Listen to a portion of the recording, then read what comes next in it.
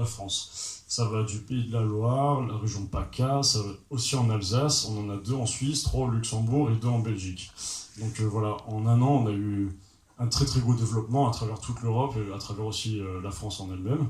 Donc c'était assez impressionnant, mais on reste principalement français. Donc les projets industriels, ça a été fait presque à la vite parce qu'on a terminé un protocole et qu'on a validé un protocole hier soir.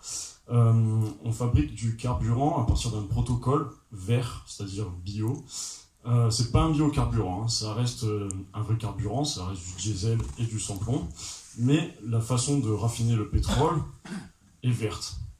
Donc on ne pollue pas pour fabriquer ce carburant. Ensuite, le principe, c'est de faire un brevet en partenariat avec Ecopolis Monaco, justement pour pouvoir ensuite réfléchir, question ingénierie, à adapter ce protocole à un véhicule. C'est-à-dire que vous allez pouvoir augmenter votre capacité, votre autonomie de votre véhicule à travers ce procédé. C'est comme un réservoir additionnel en fait. En second point, on essaye de fabriquer des véhicules de compétition et des véhicules de série. Donc pour financer la compétition, comme disait Enzo Ferrari, on est obligé de fabriquer des véhicules de série. Donc là, c'est là où on va commencer la semaine prochaine à construire un châssis à partir d'une base de Golf et on aimerait bien essayer de la commercialiser pour septembre l'année prochaine. Voilà. Donc ça va très vite, mais c'est ce qui va nous permettre de devenir autonome financièrement et de payer tout l'aspect compétitif. Donc voilà, on va attaquer le vif du sujet, parce qu'une écurie automobile, c'est pas que des projets industriels, c'est surtout de la compétition, c'est se sentir vivant à travers la vitesse et l'adrénaline. Alors, on est engagé dans plusieurs catégories, que ce soit en Coupe de France de rallye FFSA, on est engagé aussi en karting SWS, qu'on vous présentera plus tard parce que c'est méconnu et pourtant c'est pas très cher et chacun d'entre nous peut y participer, et aussi du simulateur. Donc on va commencer avec le rallye de Haut-Pénissois. Donc c'est Stéphane ici présent qui pilotait à bord de la R5 GT Turbo. Donc c'était notre coup d'essai. On était dans une catégorie qui s'appelle le VHRS, c'est de la régularité historique.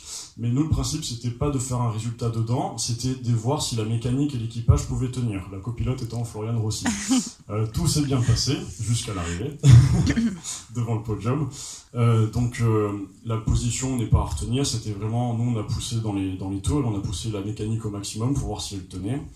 Et c'était pas mal, mais comme il dit Stéphane, il va falloir revoir. Je sais pas si tu veux prendre le micro pour parler un peu de cette aventure.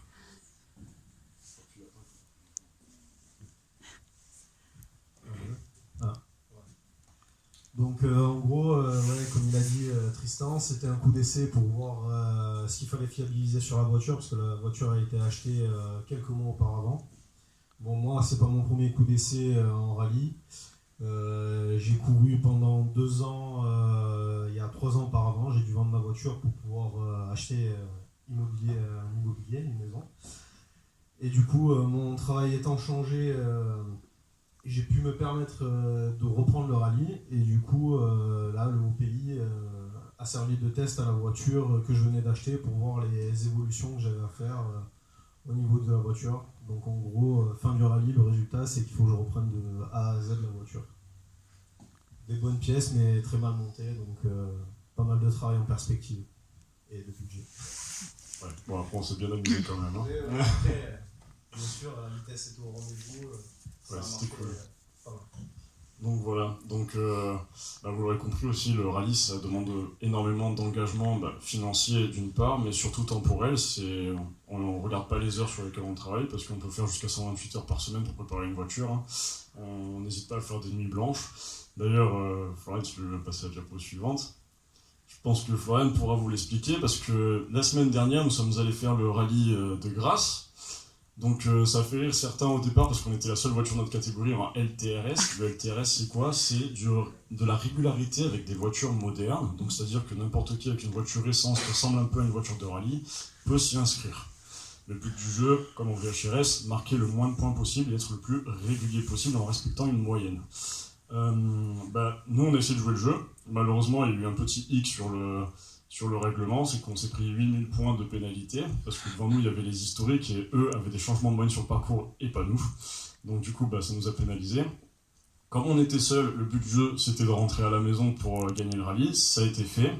Et après sur les références des chronos que la FFSA nous a donné, sur le S1, Florian nous a fait le scratch devant les R5 et devant Bruno Ribéry qui a gagné le rallye du Pays de Grasse avec une Fabia R5 de 280 chevaux, alors que nous on s'approche quoi les... Ouais, 123 chevaux, voilà. Mais très très bon rallye si tu veux bien nous expliquer. Et il y a des belles anecdotes juste jusqu'à la veille du rallye. C'est-à-dire qu'une semaine avant.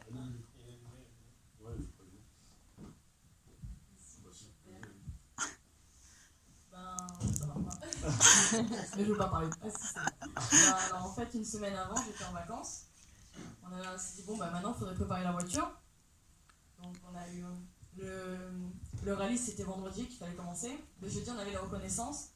Et malheureusement, j'avais des pièces qu'il fallait que je remplace. Et on les a remplacées le mercredi. Donc c'est-à-dire que le mercredi soir, avant de partir en reconnaissance, on était encore en train de faire un roulement sur ma voiture. On était dans le petit garage fait maison, donc on n'avait pas tout l'équipement qu'il faut, on l'a bien fait par terre, tout ça. Le lendemain, on est parti faire les reconnaissances avec la 107.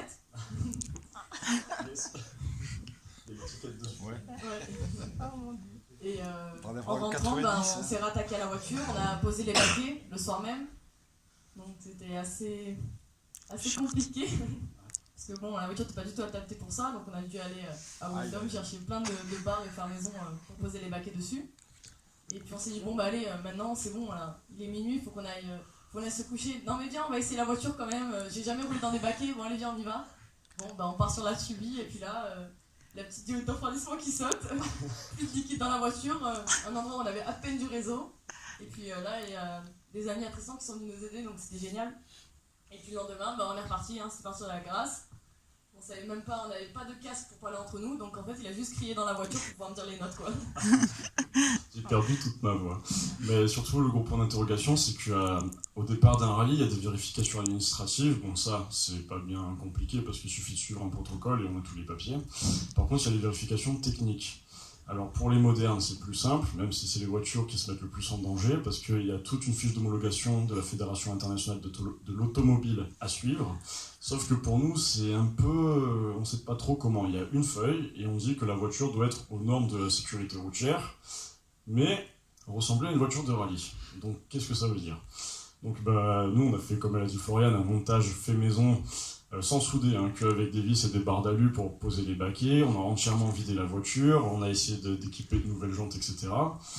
Et pareil pour les casques, ni la Fédération française de l'automobile, ni même le rallye n'a su nous dire s'il fallait qu'il soit absolument homologué pour les rallyes, ou si ça pouvait être un casque de moto homologué pour la course automobile, ou n'importe quel casque. Et on s'est retrouvé devant le contrôleur à essayer de négocier un peu, à dire oui, notre casque il est homologué, il y a une petite étiquette NF qui dit qu'il est homologué. Au final, oui, il est homologué notre casque, donc ça va. Donc ça aussi c'est un appel de phare à tous ceux qui sont là. C'est que si vous voulez participer à un rallye, sans pour autant préparer une voiture avec des budgets colossaux et sans la casser, le LTRS il est fait pour tout le monde. C'est à peu près 360 € pour les gros rallyes de frais d'inscription. À côté de ça, il faut compter les pneus et l'essence. Et l'assistance, vous prévoyez des gens pour l'assistance parce que c'est très compliqué. Ouais, voilà. Et puis tout le monde peut courir quoi en fait. Il suffit juste de faire un titre de participation, c'est 80 € par personne au départ du rallye. Et puis voilà. Ah, il y a eu un problème. Non, c'est pas bon. Ok, si tu veux passer, si tu veux. Donc maintenant, on va parler de l'endurance SWS. Alors c'est de là que part toute la structure parce qu'en fait... je devais partir en école d'ingénieur à Nice et au final, je me suis fait virer avant d'y rentrer. Voilà, c'était drôle. Et le 15 août, ça fait me retrouver une école et je me suis retrouvé au Mans. Le Mans, c'est quand même la capitale du sport automobile et c'est le laboratoire à ciel ouvert pour tous les constructeurs. Donc, avec tous les circuits qu'il y avait, je pouvais pas rester sans rien faire. L'envie, elle était trop forte. Et on s'est inscrit pour rigoler avec des amis à une course SWS. On se demandait ce que c'était. Et puis au final, on a appris qu'on pouvait monter une association et qu'on pouvait faire plein de courses dans le monde entier. Alors le SWS, c'est quoi ? C'est Sodi, la marque de cartes, qui a créé un championnat mondial, donc c'est-à-dire sur tous les circuits du monde qui sont affiliés à Sodi. Les équipes, elles gagnent des points les week-ends de course, chacun dans leur pays, chacun dans leur région, sur le circuit qu'ils veulent. Et à la fin de l'année, il y a une grande finale pour les 80 meilleures équipes mondiales. Donc c'est à peu près 12 heures de course, il y a 2 fois 12 heures, donc ça fait une 24 heures. Et il y a aussi en sprint, qu'on verra plus tard, une finale pour les meilleurs pilotes mondiaux. Donc l'année dernière, on était à notre coup d'essai, c'était notre première année. On a grandi grâce à ça. On était, pour donner une petite idée, on a fini 9e au Mans sur 900 équipes. Donc c'était déjà énorme pour la première année. On a fini 100e en France sur plus de 2000 équipes. Et on a fini 141e mondial sur plus de 20 000 équipes. Donc pour une première année, c'était énorme. Et au jour d'aujourd'hui, cette saison, avec des très beaux résultats, plusieurs victoires, enfin une victoire, une pole position, plusieurs podiums, et surtout un podium aux 24 heures de essai qui sont terminés il y a 2 semaines. Pour l'instant, nous sommes en lice pour aller participer à la finale mondiale cette année à Valence. Donc ça, c'était pas du tout prévu. Donc niveau sponsoring, il va falloir qu'on se bouge un peu parce que les budgets, c'est pas les mêmes, parce qu'il y a le voyage à payer. Mais pour l'instant, on est très très bien placé. Et c'est pour ça aussi, on voulait commencer par ça, parce que le but de l'Eufaucheur Racing Team, c'est d'intégrer tout le monde au sport automobile. Et le SWS, avec 50 €, vous courez une endurance à 2 ou 3 entre amis. Voilà, vous courez une endurance de 2 heures par exemple. Donc vous pouvez vous amuser et en même temps vous faites de la compétition automobile. C'est très marrant. Donc voilà, on a commencé par ça et c'est ce qui nous a fait grandir. Après, le sprint. On est moins axé sur le sprint parce que c'est très individuel. Voilà, c'est des courses type Formule 1, des essais libres, des qualifications, une course de 20 minutes, une finale. Sauf que dans notre équipe, on a des pointures là-dedans. On a, vous voyez la photo en haut à gauche. En partant de la gauche, il y a Mathieu Neuilly qui a fait plusieurs fois 3e au Challenge Speed Park, SWS. C'est un championnat propre en fait à la piste du Speed Park Le Mans. On a Aurélien Launay qui est le tenant du titre l'année dernière. Il est arrivé en seulement 4 courses sur les 12 que contenait le championnat.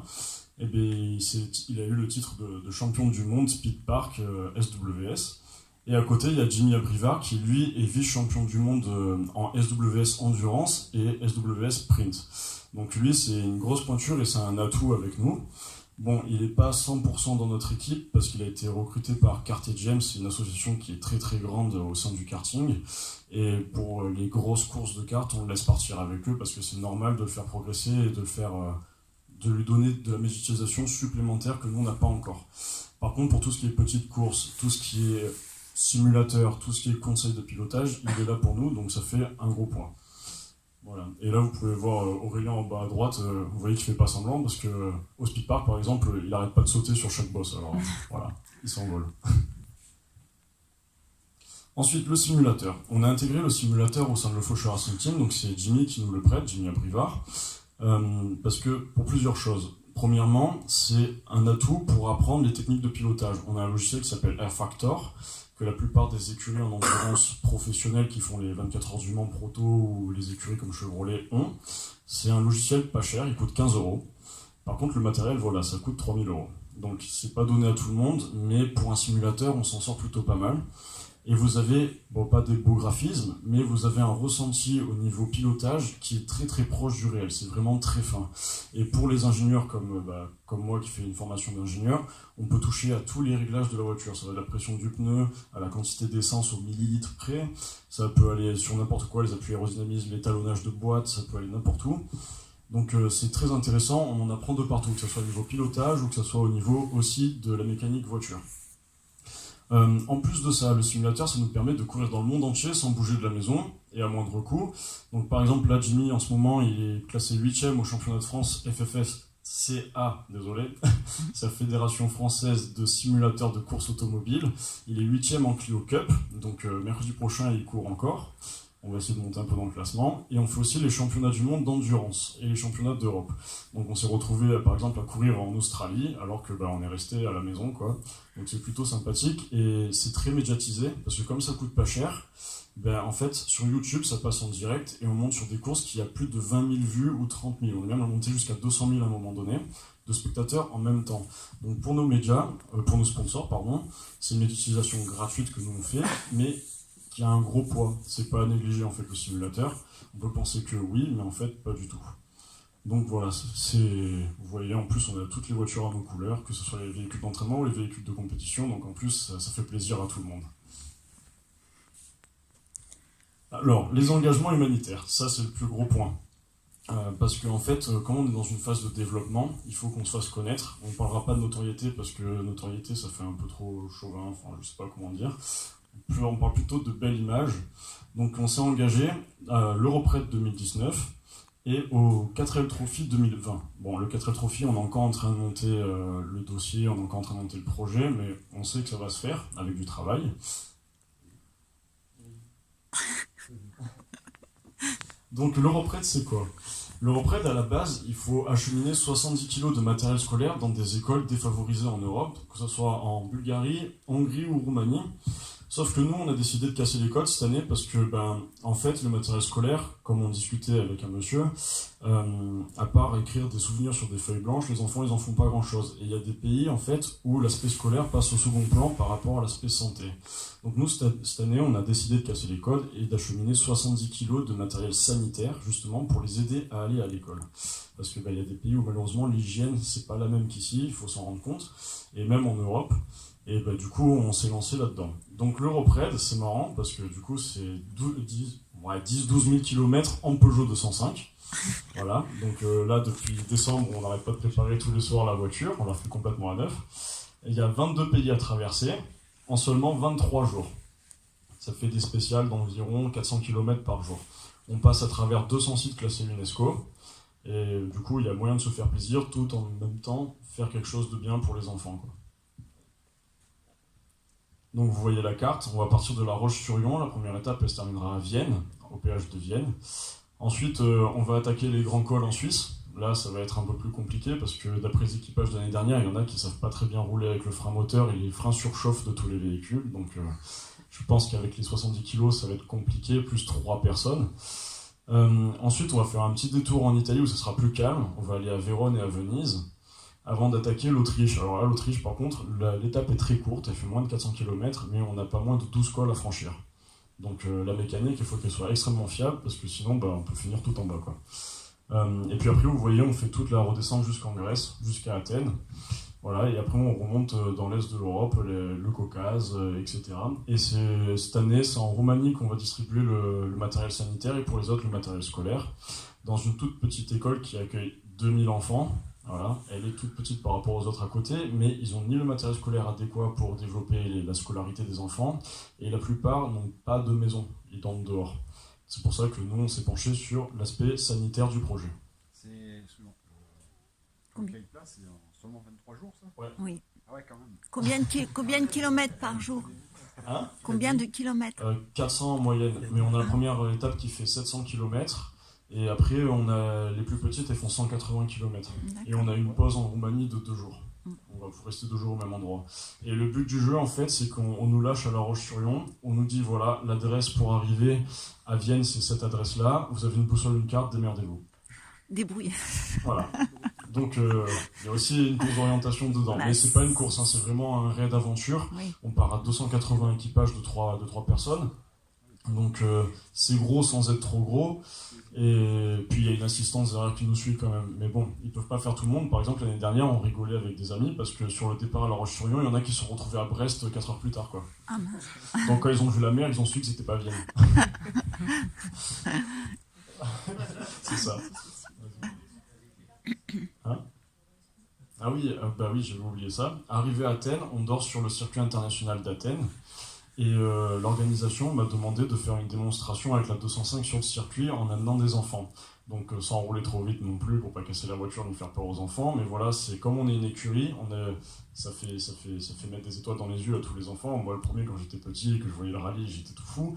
Donc on va essayer de faire profiter de notre image d'écurie automobile pour faire rouler les enfants avec nous, quoi, en fait. Voilà. Le 4L Trophy. Alors, c'est dommage, Pierre-Marie n'est pas là pour en parler parce que c'est sa voiture en photo. Donc, en gros, là, c'est très connu, c'est le plus grand raid étudiant humanitaire qui existe en Europe et en Afrique. On part avec 100 kg de matériel scolaire. Voilà, là, par contre, c'est du matériel scolaire, on ne peut pas faire autre chose, même si on aurait bien aimé. Et cette année, on a décidé de partir avec 2 voitures. Voilà, donc Pierre-Marie Vaillant qui n'est pas là, Floriane, moi-même et Léa. Elle est là, Léa. Voilà. Donc voilà, on part à 2 voitures, on fait 2 équipages, un 100% masculin et un 100% féminin. On verra lequel des 2 arrive en premier. Mais Ouais, mais c'est surtout pour faire, comment ça s'appelle, pour partir à 2 voitures, on est plus fort, et puis dans le désert, ça sera beaucoup plus simple de se gérer entre nous, parce que là, par contre, il y a 2500 voitures qui partent. Donc le but du jeu, ça sera de se mettre devant, et là, par contre, c'est une course. C'est-à-dire que c'est pas une course de vitesse, c'est une course de régularité, il faut aller le plus loin possible, sans assistance, et avec le matériel scolaire dans le désert. Donc le but du jeu, à 2 voitures, on sera beaucoup plus fort pour aller de l'avant, quoi. Donc voilà, il y a 3 pays, la France, l'Espagne, le Maroc, et 2 continents, l'Europe et l'Afrique. Voilà. Et ça, c'est pour 2020, février 2020.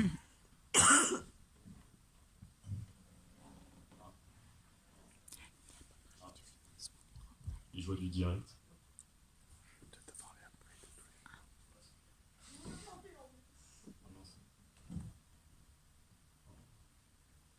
Désolé, hein.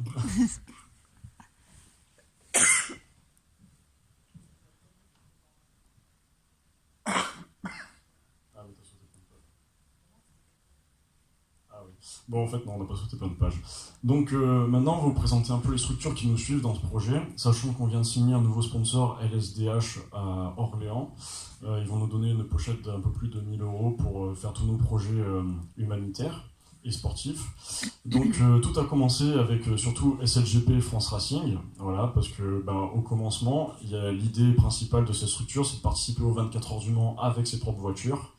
Et pourquoi pas, et enfin c'est l'objectif, de les gagner à terme. Donc la plupart des gens ont rigolé, sauf 2 personnes qui m'ont dit voilà, nous on a envie de te suivre parce que c'est complètement dingue et qu'on a l'impression que tu vas aller jusqu'au bout. Donc SLGP et FranceRacing.fr nous ont suivis. Alors SLGP, pour ceux qui aiment bien la Formule 1, je vous conseille d'y aller. C'est sur Facebook, c'est la plus grande communauté francophone de Formule 1. Donc tout le temps ils commentent, ils mettent des photos, ils se rejoignent sur les circuits, ils font des fêtes, enfin voilà quoi, c'est vraiment une grande famille de 25 000 personnes. Voilà, donc on a un support médiatique qui est de poids dès le commencement, et ça a beaucoup joué en notre faveur, parce que dès le début, on a commencé à se développer médiatiquement, et ça nous a de suite apporté FranceRacing.fr, qui est en fait le rédacteur en chef, c'est l'ami du président des SLGP, et qui nous a dit, voilà, nous, on a envie de suivre aussi, parce que eux, c'est un journal 100% internet et 100% gratuit, qui parle de tous les sports automobiles en tout genre, ça va de la moto au sidecar, en passant par n'importe quoi, même les courses de tracteurs, les 24 heures tracteurs, ils les mettent, voilà, la Formule 1, le sport d'endurance, etc. Donc eux, ils nous ont suivis aussi, ils partagent nos résultats, ils partagent nos projets, ils partagent nos avancées, donc on a vraiment un très gros soutien médiatique derrière. Ensuite, la partie supérieure, c'est nos sponsors financiers, c'est les plus gros, c'est les primaires. C'est Infosport Organisation, voilà, c'est le groupe Infosport en fait qui crée des événements comme par exemple on était à Orléans pour un de leurs événements, c'était les 10 km d'Orléans pour la course de Noël. Ils nous ont offert un stand où on a pu exposer nos projets, on a pu faire une tombola, une boîte à dons, vendre des t-shirts, vendre des beignets, enfin tout et n'importe quoi. Et en échange de quoi aussi on a eu de la médiatisation et un chèque qui tous les mois ils nous reversent une petite pochette d'argent. Le mois dernier par exemple c'était 200 €. Ce mois-ci sera plutôt 20, mais voilà, ça dépend des mois, quoi. Projecom, c'est ceux qui nous font tout le matériel textile et tout ce qui est publicitaire pour nous, en fait, banderole, ça peut aller de la chaussure au pantalon, au t-shirt, à la chemise, tout ce que vous voulez, même si vous voulez des mugs, etc. On fait tout ce que vous voulez. D'ailleurs, pour la petite anecdote, on a une petite demande assez sympathique. Une personne nous a demandé de faire des strings. Voilà. C'est un peu bizarre comme demande, mais bon, on va se plier, hein, voilà, on les fera. Hein. Voilà, donc Projecom il nous aide énormément, et dans la Sarthe ils ont un très gros panel de clients en fait, les principaux chefs d'entreprise ils les ont, donc c'est pour ça qu'on travaille aussi avec eux, parce qu'on peut aller voir ces personnes, ils peuvent nous mettre en relation. Ensuite on a AMS qui est ici dans la route de Sospel à Menton, voilà, donc en fait eux ils nous ont fourni toutes les pièces pour remettre à neuf la 205, et ils nous font des très belles réductions sur les pièces auto. Donc en fait, si vous avez quelque chose à changer, une révision à faire, passez par nous et par Florian. On vous fera un prix défiant toute concurrence, hein, pas besoin d'aller dans un garage. Et les pièces sont... Ouais, c'est vraiment ridicule les prix qu'on paye, quoi. Il faut passer par eux. Voilà. Donc si vous avez n'importe quoi, ça va du scooter à la moto, à la voiture, au camion, il faut passer chez eux, il n'y a pas de souci. Ensuite, on a l'ISMAN Groupe Saisie, c'est mon école d'ingénieur. Donc en fait, tous les jeudis, vu qu'au Mans, il y a 40 membres qui vivent, il nous fallait une salle de réunion pour préparer les courses, pour parler trajectoire, pour faire des réunions sur comment s'améliorer, sur la régularité des pilotes, etc. Et comme c'est là où il y a le plus de résultats qui tombent aussi, parce que toutes les semaines on court sur un circuit différent dans le Pays de la Loire, il nous fallait absolument un QG entre guillemets en fait pour se réunir. Et c'est pour ça que l'ISMAN Groupe Saisie nous a prêté une salle. Bon là elle commence à être un peu petite, mais une salle de réunion. Voilà, donc tous les jeudis on se réunit là-bas, on fait des goûters et puis on peut parler tranquillement. Il faut savoir que l'ISMAN Groupe Saisie, c'est une école d'ingénieurs, et les écoles d'ingénieurs louent leur salle. À titre d'exemple, notre salle vaudrait 1 200 € le mois à la location et nous on l'a gratuitement. Ensuite, on a la LCL, c'est notre banque, donc voilà, notre argent est bien placé. Et pour les membres, on a que dans la région de la Pays de la Loire, on essaie d'étendre un peu la chose, mais par exemple, si vous inscrivez chez le Faucheur Racing Team, vous recevez 50 € cadeau. Voilà. Mais de l'autre côté, ce qu'on ne vous dit pas, c'est que nous aussi, on reçoit 150 € en cadeau quand vous ouvrez un compte chez eux. Mais il faut intégrer le Faucheur Racing Team. C'est pas donné à tout le monde.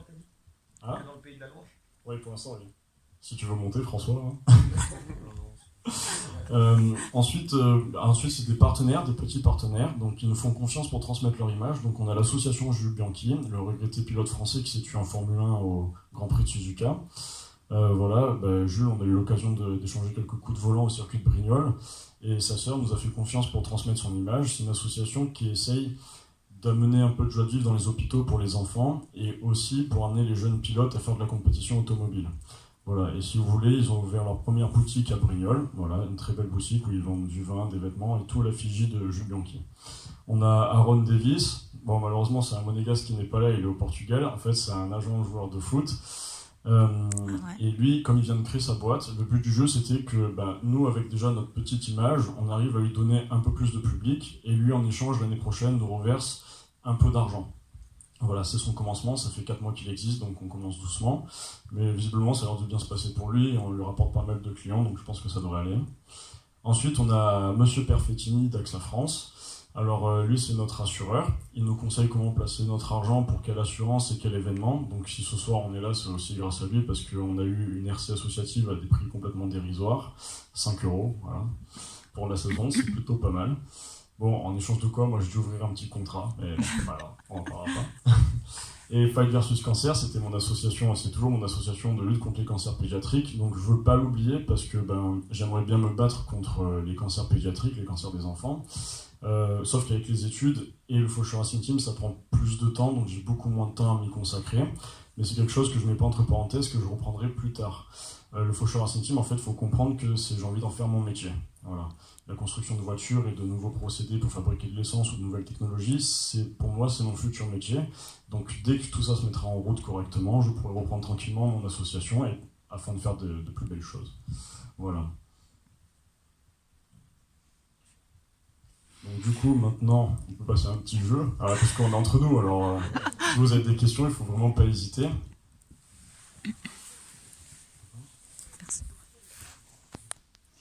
Vous n'avez pas de questions? Non. Avec tout ce qu'on vous a dit, c'est trop intelligent. Non? Bon, ça veut dire que c'est bien. Oui. Donc là, on a aussi plusieurs projets qui ne sont pas cités, parce que c'est des projets que pour l'instant, ils sont entre parenthèses, on étudie, on est vraiment à la base, donc on ne voulait pas en parler. C'est le marathon EcoShell, parce que comme on fabrique de l'essence, on aimerait monter un partenariat avec Shell, et le marathon EcoShell consiste à faire le plus de kilomètres possible avec un petit prototype et avec 1 seul litre d'essence. Donc voilà, le record il est à 1200 km. Donc il nous faut quelqu'un de tout petit, tout léger, qui puisse rentrer dans un tout petit proto, avec des roues de vélo, un tout petit moteur, vraiment tout petit, et afin de faire, pourquoi pas, les 1200 km avec 1 seul litre d'essence. Alors c'est compliqué, nous on est qu'aux-prémices de notre projet parce que hier on a eu les premières gouttes, voilà. Donc maintenant il faut réfléchir à comment faire pour avoir des litres et des litres d'essence, et surtout comment le traiter pour qu'il puisse être très performant sans pour autant être très inflammable pour augmenter notre durée, notre autonomie de notre véhicule. Donc c'est là où ça devient compliqué et on va réfléchir à ça. Mais le procédé qu'on a mis en place marche déjà, donc ça c'est un très bon point. Ensuite on a aussi le Maroc Challenge et l'Africa Raid. Alors l'Africa Raid c'est quoi? C'est parce que la 205 on n'a pas envie de la laisser croupir après l'Europe Raid. Alors 2 mois après l'Europe Raid on part faire l'Africa Raid. C'est une des familles qui a gagné 2 fois le Paris Dakar, j'ai oublié le nom. Bon, c'est pas grave. Et qui a créé ce raid, en fait, c'est un raid aventure, mais compétitif aussi. C'est-à-dire qu'il faut... Comment? Pas Schlesser? Non, c'est pas Schlesser, non. Dommage. Et ils ont créé un raid en fait tout le monde peut s'inscrire, enfin tout le monde, c'est 1990 € l'inscription, billet de bateau compris, et hôtel compris 5 étoiles. Comment ? Non, ça c'est Schlesser, ouais, pour l'Afrique avec Corace. Mais non, ça c'est un autre budget encore. Et du coup, l'Africa Raid, ça va nous permettre de remettre à jour notre 205 et de l'équiper comme une vraie raideuse. Elle va aller faire des dunes, elle va aller faire de la piste en Afrique, quoi. Et le but, ça sera de revenir avec le trophée, d'être le plus rapide à Marrakech en partant d'Agadir. Voilà. Donc il y a plein de beaux projets, et si vous voulez intégrer, il n'y a aucun souci. On regroupe en fait les 55 membres, il y a de tout. Il y a des mécanos, il y a des ingénieurs comme moi, il y a aussi des gens qui sont dans la communication, il y a des gens qui sont pilotes dans la vraie vie, il y a vraiment de tout. Donc en fait, on a besoin de tous les corps de métier pour justement tenir cette structure et qu'elle continue à avancer aussi vite en fait. Donc voilà. Et le but du jeu, vous l'aurez compris, c'est de construire notre propre voiture pour gagner les 24 heures du Mans d'ici quelques années. Voilà. Voilà. Les études, c'est pas entre parenthèses. Ah non, ça va avec. Ça va avec. Donc voilà.